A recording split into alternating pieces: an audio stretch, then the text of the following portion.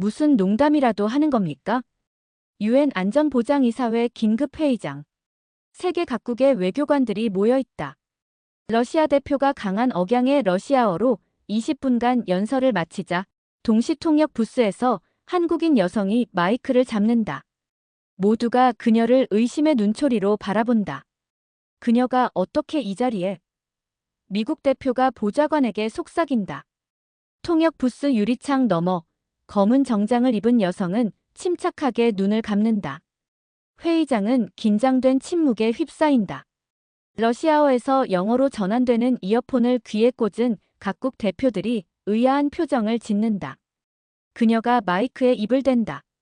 단 한 번의 머뭇거림도 없이 그녀의 입에서 러시아 대표의 모든 뉘앙스, 모든 외교적 수사, 모든 미묘한 위협을 완벽하게 담아낸 영어가 흘러나온다. 20분간의 연설이 마치 컴퓨터의 정밀한 번역 프로그램을 거친 듯 정확하게 재현된다. 이게 가능한 일입니까? 프랑스 대표의 눈이 커진다. 러시아 대표조차 놀란 표정으로 통역 부스를 바라본다. 그의 복잡한 수사와 문화적 뉘앙스가 완벽하게 전달되는 것을 듣고 있기 때문이다. 미국 대표의 보좌관이 서류를 급하게 넘기며 속삭인다. 이 통역사 박지민. 프로필에 러시아어가 없습니다. 러시아어 공부를 한 적이 없어요. 그럼 이건 대체? 긴장된 공기 속에서 한국인 통역사 박지민의 목소리는 계속해서 회의장을 채운다. 그날 그녀는 불가능한 일을 해냈다. 준비도 없이 9개 언어를 완벽하게 통역한 것이다. 모두가 불가능하다고 여겼던 일을. 안녕하세요. 저는 유엔 국제회의 전문 통역사 박지민입니다. 올해 43세, 20년 넘게 국제 무대에서 통역 일을 해왔죠. 하지만 제가 그날 안보리 회의에서 9개 언어를 동시 통역했다는 사실은 지금도 많은 사람들이 믿지 못합니다. 심지어 제 자신도 가끔은 그것이 꿈이었는지 현실이었는지 혼란스러울 때가 있습니다. 그 일은 6개월 전의 일입니다. 하지만 그날의 이야기를 하기 전에 제가 어떻게 이곳까지 오게 되었는지 말씀드려야 할 것 같네요. 저의 여정은 한국의 작은 시골 마을에서 시작됩니다. 저는 경상북도의 한 농촌 마을에서 태어났습니다. 부모님은 농사를 지으셨고 우리 가족은 늘 생계가 빠듯했습니다. 그러나 할아버지는 달랐어요. 그는 한국 전쟁 당시 미군 통역관으로 일했던 분이셨습니다. 비록 정규 교육을 받지 못하셨지만 천부적인 언어 감각으로 영어를 독학하셨고 전쟁 중에는 수많은 미군 장교들과 한국군 사이에서 중요한 다리 역할을 하셨습니다. 지민아, 언어는 그저 소리가 아니다. 마음과 마음을 잇는 다리란다. 할아버지는 저에게 자주 이런 말씀을 하셨습니다. 제가 5살 때부터 할아버지는 저에게 특별한 방식으로 영어를 가르치셨습니다. 그것은 학교에서 배우는 방식과는 완전히 달랐습니다. 할아버지는 이것을 심상 언어 매핑이라고 부르셨는데 언어를 단어나 문법으로 배우는 것이 아니라 마음속에 그림을 그리듯 배우는 방법이었습니다. 단어를 외우지 마라. 그 단어가 내 마음속에 그림을 그리게 하렴. 어린 저는 할아버지가 저에게 가르치는 방식이 특별하다는 것을 알지 못했습니다. 그저 재미있게 따라했을 뿐이죠. 하지만 그 덕분에 저는 초등학교 시절부터 남다른 언어 능력을 보였습니다. 영어뿐만 아니라 일본어, 중국어도 쉽게 익혔습니다. 마치 제 뇌 속에 여러 언어가 자연스럽게 자리 잡는 것 같았습니다. 그러나 행복한 시간은 오래가지 않았습니다. 제가 중학교에 입학했을 때 할아버지는 갑작스러운 뇌졸중으로 돌아가셨습니다. 할아버지의 장례식 날, 저는 그의 낡은 통역 수첩을 유품으로 받았습니다. 손때 묻은 그 수첩에는 할아버지만의 독특한 언어 학습법과 통역 비법이 빼곡히 적혀 있었습니다. 하지만 슬픔에 잠긴 저는 그 수첩을 상자 깊숙이 넣어두고 오랫동안 열어보지 않았습니다. 할아버지의 죽음 이후 우리 가족의 경제적 어려움은 더욱 심해졌습니다. 부모님은 제 교육을 위해 밤낮으로 일하셨지만 농사일만으로는 생계 유지도 버거웠습니다. 고등학교 시절 저는 통역사가 되고 싶다는 꿈을 품었지만 비싼 유학 비용은 꿈도 꿀 수 없는 현실이었습니다. 그러던 어느 날 기적 같은 일이 일어났습니다. 제가 고등학교 3학년 때 국제 청소년 언어 경연대회가 서울에서 열렸고 영어 교사의 권유로 참가하게 되었습니다. 그 대회에서 저는 예상치 못하게 1위를 차지했고 장학금을 받아 서울대학교 외국어 학부에 진학할 수 있었습니다. 대학에서 저는 더 많은 언어를 배웠습니다. 영어, 불어, 독일어, 스페인어. 할아버지의 심상 언어 매핑 덕분에 다른 학생들보다 훨씬 빠르게 언어를 습득할 수 있었습니다. 그러나 주변 사람들은 제 능력을 의심했습니다.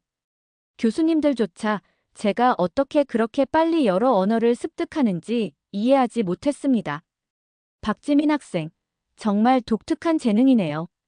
하지만 실전에서는 다를 겁니다. 통역은 단순히 언어를 아는 것보다 훨씬 복잡합니다. 교수님의 이 말은 제게 도전으로 다가왔습니다. 저는 더욱 열심히 공부했고 대학 졸업 후에는 국제회의 전문 통역사 자격증을 취득했습니다. 그리고 마침내 26세에 UN 통역사 시험에 합격하여 뉴욕 본부에서 일하게 되었습니다. 그러나 UN에서의 삶은 제가 상상했던 것과는 달랐습니다. 저는 아시아계, 그것도 한국인 통역사로서 끊임없는 편견과 차별에 직면했습니다. 서구 출신 동료들은 제 능력을 항상 의심했고 중요한 회의에서는 저보다 경력이 짧은 서양인 통역사들이 더 중용되었습니다. 그녀는 아시아 언어만 잘해요. 유럽 언어는 원어민 수준이 아니죠. 이런 편견 속에서 저는 10년 넘게 묵묵히 실력을 쌓았습니다. 저는 주로 영어, 불어, 스페인어 통역을 담당했지만 비공식적으로는 중국어, 일본어, 아랍어까지 통역할 수 있었습니다. 하지만 조직 내에서 제 진정한 능력을 인정받기는 어려웠습니다. 그러던 5년 전, 제 인생에서 가장 큰 위기가 찾아왔습니다. 세계 경제 포럼 WEF 회의에서 저는 중대한 실수를 저질렀습니다. 중국 대표의 미묘한 외교적 뉘앙스를 제대로 전달하지 못해 거의 외교적 문제로 번질 뻔했던 것입니다. 그 일로 저는 거의 해고될 위기에 처했습니다. 박 씨, 당신의 통역 실수가 얼마나 심각한 결과를 초래할 뻔했는지 알고 있습니까? UN 통역부 책임자인 마크 존슨의 차가운 질책이 아직도 귓가에 생생합니다. 그 순간 저는 완전히 무너졌습니다. 제 경력, 제 꿈, 모든 것이 한순간에 물거품이 될 것 같았습니다. 하지만 그때 뜻밖의 구원자가 나타났습니다. 로버트 클라크, UN 인권위원회 의장이었던 그는 제 편을 들어주었습니다. 모든 통역사가 실수를 합니다. 중요한 것은 그것을 인정하고 배우는 것입니다. 박 씨는 UN에서 가장 성실한 통역사 중 한 명입니다. 그녀에게 두 번째 기회를 주어야 합니다. 클라크 의장의 도움으로 저는 겨우 직장을 지킬 수 있었지만 더 이상 중요한 회의에는 배정받지 못했습니다. 그것은 사실상의 좌천이었고 제 자존심은 심하게 상처받았습니다. 그 시기에 저는 심한 우울증에 시달렸습니다. 밤마다 악몽에 시달렸고 회의장에서 동료들의 시선이 저를 꿰뚫는 것 같았습니다. 특히 통역부의 라이벌 통역사 소피아 밀러의 냉소적인 미소는 저를 더욱 괴롭혔습니다. 소피아는 하버드 출신의 미국인 통역사로 저보다 경력은 짧았지만 빠르게 승진하며 저를 추월했습니다. 그녀는 공개적으로 저를 비난하지는 않았지만 항상 제 실수를 감시하고 있었습니다. 지민, 너무 걱정하지 마. 모두가 처음부터 완벽할 수는 없잖아. 특히 비원어민들은. 소피아의 이런 위로는 사실 가장 깊은 상처를 남겼습니다. 그녀의 말 속에 담긴 우월감과 비하는 너무나 분명했습니다. 좌절감에 빠진 저는 어느 날 짐을 정리하다가 우연히 할아버지의 낡은 통역 수첩을 발견했습니다. 15년 넘게 열어보지 않았던 그 수첩을 펼치자 할아버지의 정성스러운 필체가 눈에 들어왔습니다. 언어는 그저 언어가 아니다. 그것은 마음의 지도다. 단어 하나하나가 너의 영혼의 그림을 그리게 하라. 할아버지의 말씀이 저를 뒤흔들었습니다. 저는 그동안 너무 서구식 통역 방식에만 매달려 있었던 것은 아닐까? 할아버지가 가르쳐준 심상 언어, 매핑의 진정한 가치를 잊고 있었던 것은 아닐까? 그날 밤부터 저는 할아버지의 수첩을 하나하나 다시 연구하기 시작했습니다. 수첩에는 단순한 번역 팁이 아니라 언어를 이해하는 완전히 다른 차원의 접근법이 담겨 있었습니다. 할아버지는 언어를 단어의 나열이 아닌 마음의 지도로 보았습니다. 각 언어마다 독특한 마음의 지형도가 있고 통역사는 그 지형도를 따라가는 여행자라는 것이었습니다. 예를 들어 러시아어의 경우 할아버지는 이렇게 적어두셨습니다. 러시아어는 겨울숲과 같다. 처음에는 춥고 접근하기 어렵게 느껴지지만 그 안에 들어가면 놀라운 따뜻함과 깊이가 있다. 러시아어를 통역할 때는 그 숲속을 걷는 느낌으로 걸어가라. 저는 할아버지의 방법론을 현대신경 언어학의 관점에서 재해석하기 시작했습니다. 그리고 놀랍게도 할아버지의 심상 언어 매핑이 최신 뇌과학 연구와 일치한다는 것을 발견했습니다. 언어가 단순히 뇌의 언어 영역만이 아니라 시각, 청각, 감정 등 다양한 뇌 영역과 연결되어 있다는 연구 결과와 일맥상통했던 것입니다. 저는 매일 밤 할아버지의 방법을 연습했습니다.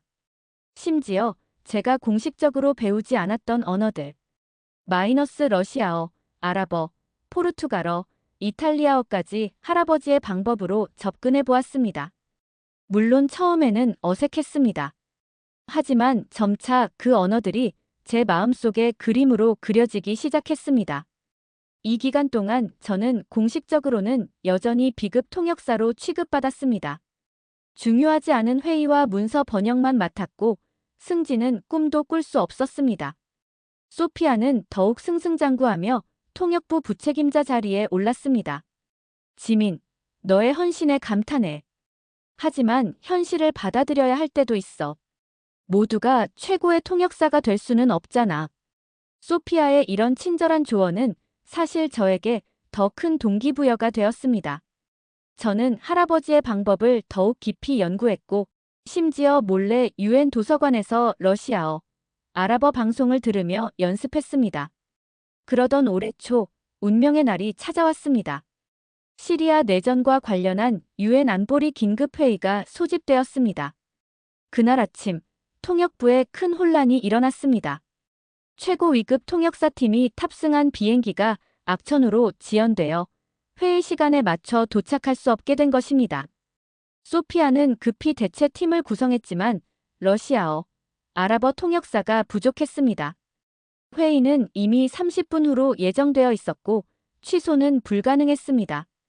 누구라도 러시아어나 아랍어를 조금이라도 할 수 있는 사람이 있나요? 소피아가 사무실에서 다급하게 물었습니다. 모두가 침묵하는 가운데 저는 천천히 손을 들었습니다. 제가 할 수 있을 것 같습니다. 소피아의 눈이 커졌습니다. 지민, 당신 이력서에 러시아어나 아랍어가 없었어요.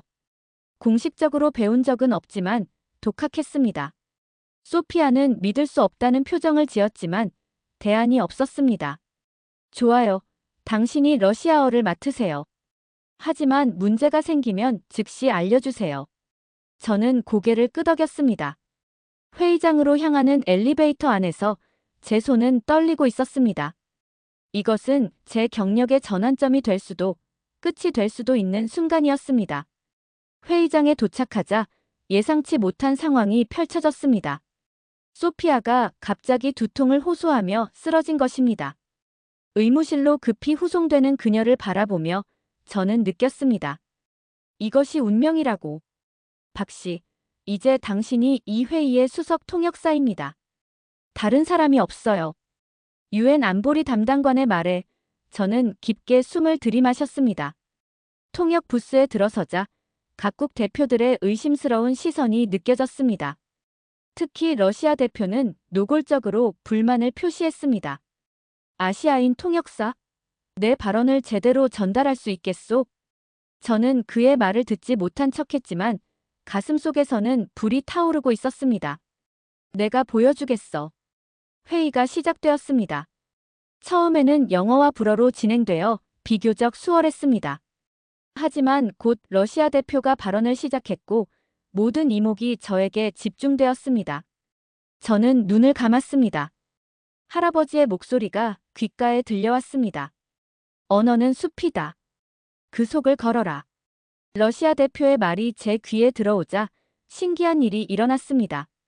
그의 러시아어가 제 마음속에 이미지와 감정으로 그려지기 시작했습니다. 복잡한 외교적 수사, 미묘한 위협, 숨겨진 제안. 모든 것이 마치 그림책을 읽는 것처럼 선명하게 느껴졌습니다. 저는 마이크를 잡고 통역을 시작했습니다. 제 입에서 나오는 영어 통역에 회의장이 조용해졌습니다. 러시아 대표의 모든 뉘앙스, 모든 감정, 모든 외교적 암시가 완벽하게 전달되고 있었기 때문입니다. 20분간의 연설이 끝나고 저는 눈을 떴습니다. 회의장은 놀라움으로 가득 차 있었습니다. 러시아 대표조차 감탄하는 표정이었습니다. 하지만 이것은 시작에 불과했습니다. 회의가 진행되면서 아랍어, 중국어, 스페인어, 포르투갈어, 이탈리아어까지 총 9개 언어가 오갔고 저는 모든 언어를 단 한 번의 실수도 없이 통역해냈습니다. 4시간의 회의가 끝났을 때 저는 탈진 상태였습니다. 하지만 제 마음은 승리감으로 가득 찼습니다. 회의장을 나서는 제게 러시아 대표가 다가왔습니다. 놀라운 통역이었습니다. 박 씨. 당신이 모스크바에서 공부했다고 들었는데요. 저는 미소를 지었습니다. 아니요. 저는 한국의 할아버지에게 배웠습니다. 그의 눈이 의아함으로 커졌습니다. 하지만 더 이상의 설명 없이 저는 통역 부스로 돌아가 짐을 챙겼습니다. 다음 날 아침, UN 본부는 소문으로 들썩였습니다. 한국인 통역사가 9개 언어를 완벽하게 통역했다는 이야기가 폭풍처럼 퍼져나갔습니다. 통역부 책임자인 마크 존슨이 저를 사무실로 불렀습니다. 박 씨, 어제 있었던 일에 대해 설명해 주시겠습니까? 당신의 이력서에는 러시아어, 아랍어, 이탈리아어가 없었습니다. 저는 깊게 숨을 들이마시고 처음으로 할아버지의 심상 언어 매핑 방법에 대해 공개적으로 이야기했습니다. 처음에 존슨은 의심스러운 표정이었습니다. 그게 가능하다고 생각하십니까? 언어학적으로 말이 안 됩니다. 실용적인 결과가 말해주고 있지 않습니까? 저는 자신감 있게 대답했습니다. 제가 어제 9개 언어를 통역했고 모든 대표들이 만족했습니다. 존슨은 한참을 생각하더니 마침내 고개를 끄덕였습니다. 알겠습니다. 당신의 방법이 어떤 것인지 더 자세히 알고 싶습니다. 그리고 소피아가 휴직을 신청했어요. 당분간 당신이 그녀의 역할을 맡아주셨으면 합니다. 그것은 제 경력에서 가장 큰 전환점이었습니다. 다음 주부터 저는 최고 위급 회의의 수석 통역사로 활동하기 시작했고 제 능력은 점차 전설이 되어갔습니다. 9개 언어의 박지민이라는 별명까지 생겼습니다. 그러나 가장 놀라운 변화는 제 내면에서 일어났습니다. 저는 더 이상 서구 통역사들의 방식을 따라잡으려고 애쓰지 않았습니다. 대신 할아버지가 가르쳐준 한국적 방식, 제 자신의 방식을 자랑스럽게 받아들였습니다. 이 소문은 학계에도 퍼졌고 몇몇 언어학자들이 제 방법론에 관심을 보이기 시작했습니다. 컬럼비아 대학의 신경언어학 교수인 제임스 윌슨 박사는 특히 열정적이었습니다. 박 씨의 심상 언어 매핑은 현대 신경 언어학의 가장 흥미로운 사례 중 하나입니다. 이것은 동서양 언어 학습 방식의 중요한 다리가 될 수 있습니다. 윌슨 교수의 제안으로 저는 할아버지의 방법을 체계화하고 과학적으로 검증하는 연구 프로젝트에 참여하게 되었습니다. MRI 스캔 결과 제가 여러 언어를 처리할 때 뇌의 활성화 패턴이 일반적인 다국어 사용자와는 다르다는 것이 밝혀졌습니다. 제 뇌는 언어 영역뿐만 아니라 시각, 공간 인식, 감정 영역이 모두 동시에 활성화되었습니다. 이는 할아버지의 심상 언어 매핑이 실제로 뇌의 작동 방식을 변화시켰다는 증거였습니다. 박 씨, 당신의 방법론은 혁명적입니다. 윌슨 교수는 흥분된 목소리로 말했습니다.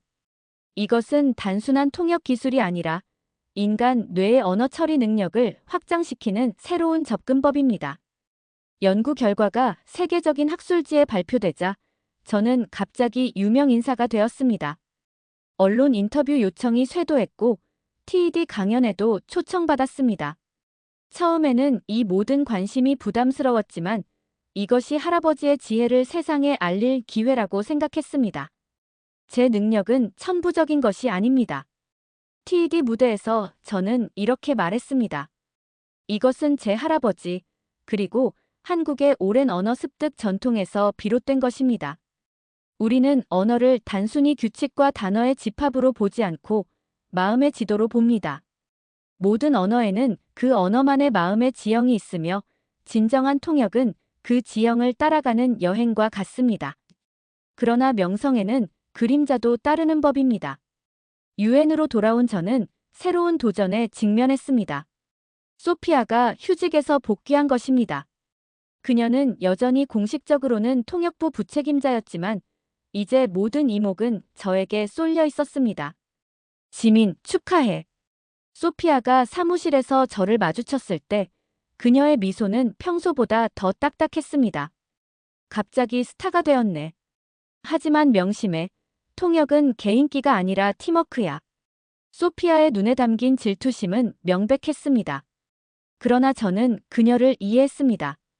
평생 엘리트 코스를 밟아온 그녀에게 시골 출신의 한국인이 갑자기 자신을 추월한다는 것은 받아들이기 어려운 현실이었을 테니까요. 소피아, 당신은 항상 훌륭한 통역사였어요. 저는 당신에게 많이 배웠습니다. 제 진심 어린 말에도 소피아의 표정은 풀리지 않았습니다. 그날 이후 사무실 분위기는 더욱 팽팽해졌습니다.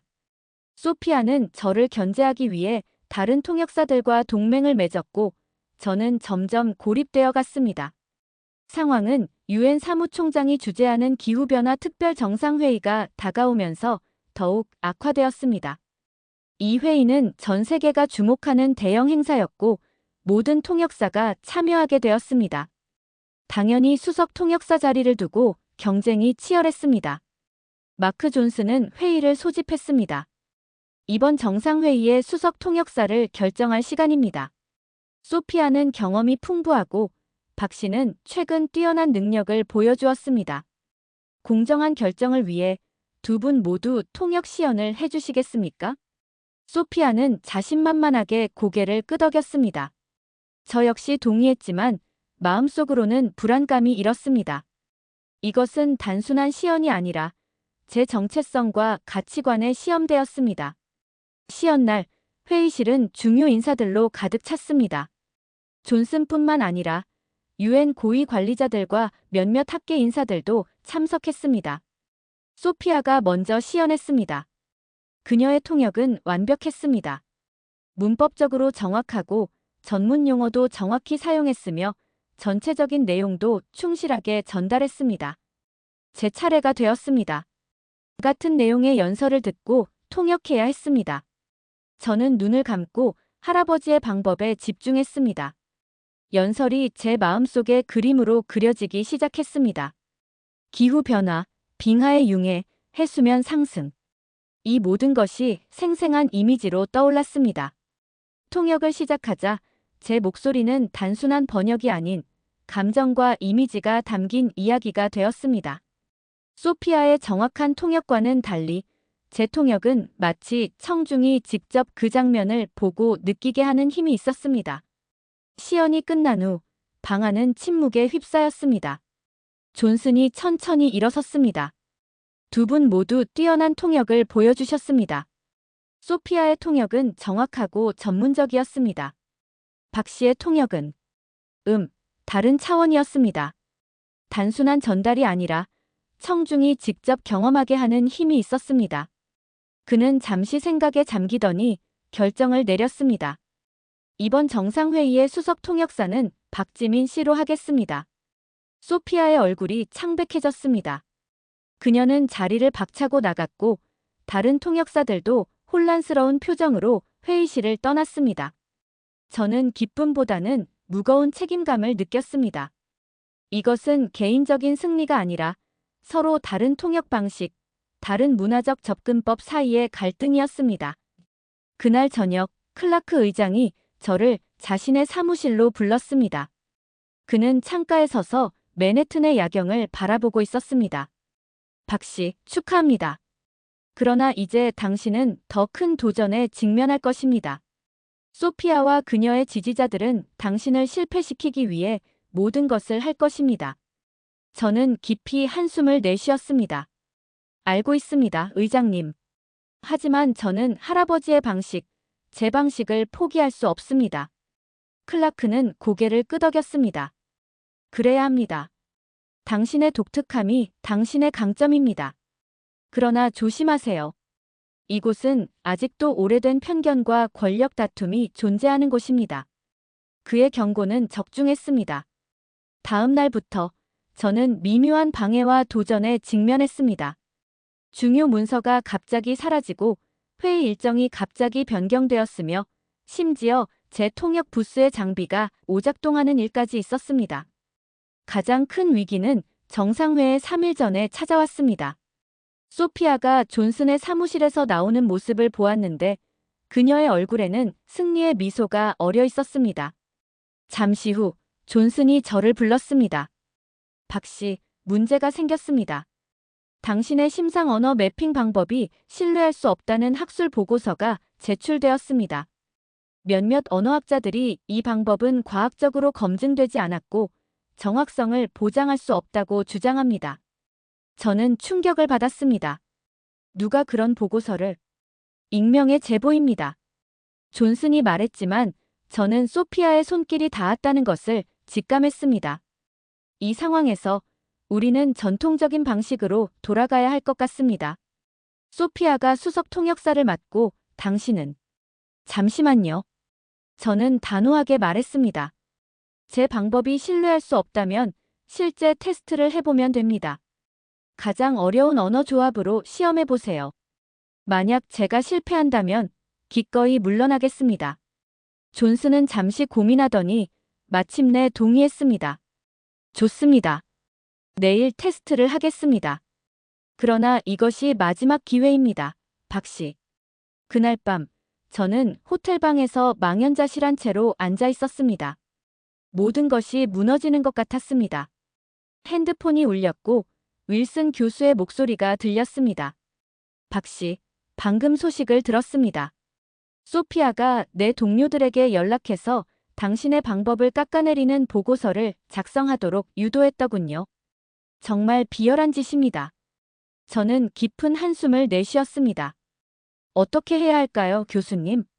진실을 보여주세요. 내일 테스트에서 당신의 능력을 증명하면 됩니다. 그리고 이것을 보내드리겠습니다. 윌슨 교수는 최신 뇌과학 연구 결과를 이메일로 보내주었습니다. 그것은 심상 언어 매핑과 유사한 방법론이 실제로 뛰어난 언어 처리 능력을 가져온다는 증거였습니다. 다음 날 아침, 테스트가 시작되었습니다. 존슨은 가장 어려운 언어 조합을 선택했습니다. 러시아어, 아랍어, 중국어, 그리고 제가 공식적으로 배운 적 없는 스와힐리어까지. 소피아는 자신만만한 표정으로 지켜보고 있었습니다. 테스트가 시작되자 저는 깊게 숨을 들이마셨습니다. 할아버지의 얼굴이 마음속에 떠올랐습니다. 언어는 마음의 지도다. 그 지도를 따라가라. 첫 번째 언어는 러시아어였습니다. 이제는 익숙해진 겨울숲의 이미지가 마음속에 펼쳐졌습니다. 통역은 완벽했습니다. 다음은 아랍어였고 역시 무난하게 통과했습니다. 중국어도 마찬가지였습니다. 마지막으로 스와힐리어가 재생되었습니다. 이 언어는 제가 단 한 번도 공부한 적이 없었습니다. 순간 불안감이 엄습했지만 저는 다시 할아버지의 방법에 집중했습니다. 스와힐리어의 리듬과 억양을 느끼며 그 언어가 제 마음속에 그림을 그리게 했습니다. 놀랍게도 스와힐리어의 이미지가 서서히 형성되기 시작했습니다. 그것은 마치 아프리카의 광활한 사바나와 같았습니다. 열린 공간, 강렬한 태양, 생명력. 단어들이 그 풍경 속에서 움직이는 동물들처럼 느껴졌습니다. 통역을 마쳤을 때 방 안은 완전한 침묵에 빠졌습니다. 존슨이 먼저 입을 열었습니다. 믿을 수 없군요. 스와힐리어 전문가의 검증 결과 당신의 통역은 95% 이상 정확했습니다. 어떻게 이런 일이? 저는 윌슨 교수가 보내준 연구 자료를 테이블 위에 올려놓았습니다. 제 방법은 과학적으로 검증 가능합니다. 존슨님. 이것은 최신 신경 언어학 연구 결과입니다. 심상 언어 매핑은 단순한 민간요법이 아니라 인간 뇌의 잠재력을 활용하는 혁신적인 접근법입니다. 소피아의 얼굴이 창백해졌습니다. 그녀는 말없이 방을 나갔고 존슨은 깊은 생각에 빠졌습니다. 박씨, 당신의 능력은 정말 특별합니다. 정상회의 수석 통역사 자리는 당신 것입니다. 그리고 통역부의 새로운 접근법이 필요할 것 같군요. 그 말은 사실상 승진을 의미했습니다. 저는 겸손하게 고개를 숙였지만 마음속으로는 할아버지에 대한 감사함이 넘쳐 흘렀습니다. 일주일 후 기후변화 특별 정상회의가 열렸습니다. 150개국 대표들이 참석한 이 중요한 회의에서 저는 수석 통역사로서 완벽한 역할을 수행했습니다. 9개 언어를 오가며 제 통역은 단순한 언어 전달을 넘어 각국 대표들 사이의 진정한 이해를 가능하게 했습니다. 회의가 끝난 후 유엔 사무총장이 직접 저를 찾아왔습니다. 박씨, 당신의 통역은 단순한 기술을 넘어 예술입니다. 오늘 우리가 중요한 합의에 도달할 수 있었던 것은 당신의 공헌이 크다고 생각합니다. 그날 저녁 소피아가 제 사무실을 찾아왔습니다. 그녀의 얼굴에는 더 이상 적대감이 없었습니다. 지민, 내가 틀렸어. 그녀가 조용히 말했습니다. 질투와 편견으로 가득 차 있었던 것 같아. 당신의 방법이 우리 모두에게 가치 있다는 것을 이제야 알겠어. 우리는 오랜 대화를 나누었고 마침내 화해했습니다. 소피아는 제 방법을 배우고 싶다고 했고 저는 기꺼이 가르쳐 주기로 했습니다. 그 후 몇 개월 동안 유엔 통역부는 큰 변화를 겪었습니다. 제가 부책임자로 승진했고 심상 언어 매핑을 기반으로 한 새로운 통역사 훈련 프로그램이 시작되었습니다. 전 세계에서 젊은 통역사들이 이 방법을 배우기 위해 모여들었습니다. 윌슨 교수와 협력하여 저는 할아버지의 방법을 현대화하고 체계화한 교재를 출판했습니다. 심상 언어 매핑 한국의 전통에서 현대 신경 언어학까지라는 제목의 이 책은 베스트셀러가 되었고 여러 언어로 번역되었습니다. 가장 뿌듯했던 순간은 한국의 젊은 통역사들이 제 방법을 배우러 왔을 때였습니다. 그들에게 저는 더 이상 외국에서 성공한 한국인이 아니라 한국의 지혜를 세계에 알린 사람이었습니다. 박 선생님, 우리는 항상 서양의 방법만 따라하려고 했어요. 하지만 이제 우리 자신의 방식에 자부심을 갖게 되었습니다. 한 젊은 한국인 통역사의 이 말은 제 마음을 깊이 감동시켰습니다. 2년 후 저는 유엔을 잠시 떠나 국제심상 언어 매핑 연구소를 설립했습니다. 이 연구소는 세계 각국의 전통적 언어 학습법을 연구하고 현대 과학과 접목시키는 작업을 하고 있습니다. 소피아도 연구소의 핵심 멤버가 되었고 우리는 함께 전 세계를 다니며 강연과 워크숍을 진행하고 있습니다. 몇 주 전 한국에 돌아와 할아버지의 고향을 방문했습니다. 작은 시골 마을은 많이 변해 있었지만 할아버지의 묘소는 여전히 그 자리에 있었습니다. 할아버지, 드디어 해냈어요. 저는 묘비 앞에 무릎을 꿇고 속삭였습니다. 할아버지의 지혜가 이제 전 세계에 퍼지고 있어요. 할아버지께서 그토록 자랑스러워하시던 한국의 방식이 세계적으로 인정받고 있습니다. 바람이 살랑거리며 제 뺨을 쓰다듬었고 마치 할아버지가 미소 짓고 계신 것 같았습니다. 귀국 전날, 저는 할아버지의 낡은 통역 수첩을 국립중앙박물관에 기증했습니다. 그것은 이제 심상 언어 매핑의 원천이자 한국의 소중한 문화유산으로 보존될 것입니다. 이것은 단순한 수첩이 아닙니다. 기증식에서 저는 이렇게 말했습니다. 이것은 한 할아버지가 손녀에게 전해준 지혜의 보고입니다. 그리고 이제는 한국이 세계에 선물한 소중한 유산이 되었습니다. 오늘 저는 뉴욕으로 돌아가는 비행기 안에서 이 글을 쓰고 있습니다. 창밖으로는 구름이 펼쳐져 있고 마음속에는 새로운 꿈이 자라고 있습니다. 언어는 단순한 의사소통의 도구가 아니라 서로 다른 문화와 마음을 연결하는 달이라는 할아버지의 가르침을 세계에 더 널리 전하고 싶습니다. 언어는 그저 소리가 아니다. 마음과 마음을 잇는 달이란다. 할아버지의 이 말은 이제 제 삶의 모토가 되었습니다. 그리고 저는 이 다리를 통해 더 많은 사람들이 서로의 마음을 이해할 수 있기를 바랍니다. 제 이야기는 여기서 끝이 아닙니다. 이것은 새로운 시작입니다. 한국의 지혜가 세계를 밝히는 여정의 시작입니다. 그리고 저는 이 여정에서 할아버지가 제게 그러했듯이 다음 세대에게 우리의 지혜를 전하는 다리가 되고 싶습니다. 재미있게 보셨나요? 오늘의 사연은 여기까지입니다. 구독과 좋아요는 영상 제작에 매우 큰 힘이 됩니다. 다음 시간 더 좋은 사연으로 찾아뵙겠습니다. 지금까지 이야기 보따리였습니다. 감사합니다.